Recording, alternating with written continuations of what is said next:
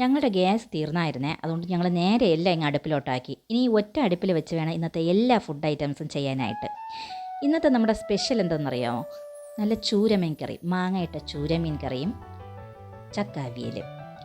വല്ലപ്പോഴും ഒരിക്കൽ മാത്രമേ ചക്ക അവിയലൊക്കെ വീട്ടിൽ വയ്ക്കാറുള്ളൂ. പക്ഷേ എനിക്ക് ഏറ്റവും ഇഷ്ടമുള്ളത്, നമ്മൾ മരിച്ചിനിയൊക്കെ കൂടുതലും വാങ്ങും കഴിക്കും, പക്ഷേ മരിച്ചിനിയെക്കാളും എനിക്ക് ഏറ്റവും ഇഷ്ടമുള്ളത് ചക്ക അവിയലാണ്. ചക്ക അവിയലും ചക്ക അവിയലിൻ്റെ കൂടെ നല്ലൊരു കോമ്പിനേഷൻ എന്ന് പറയുന്നത് നമ്മളെ നൊത്തോലി മീനില്ലേ, മാങ്ങയിട്ട നൊത്തോലി മീൻ, അതാണ് ബെസ്റ്റ് കോമ്പിനേഷൻ. പക്ഷേ ഇന്ന് കിട്ടിയത് ചൂരമീനാണ്. ചൂരമീനെങ്കിൽ ചൂരമീൻ. അങ്ങനെ ഞങ്ങൾ അടുപ്പിൽ വെച്ച് തന്നെ എല്ലാ മീനും ചക്ക അവിയലും എല്ലാം പ്രിപ്പയർ ചെയ്തു. അപ്പോഴേക്കും ചോറ് കഴിക്കാനുള്ള സമയമായി.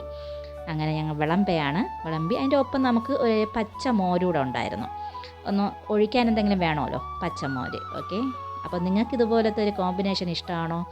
ചക്കയും മീനും കോമ്പിനേഷൻ.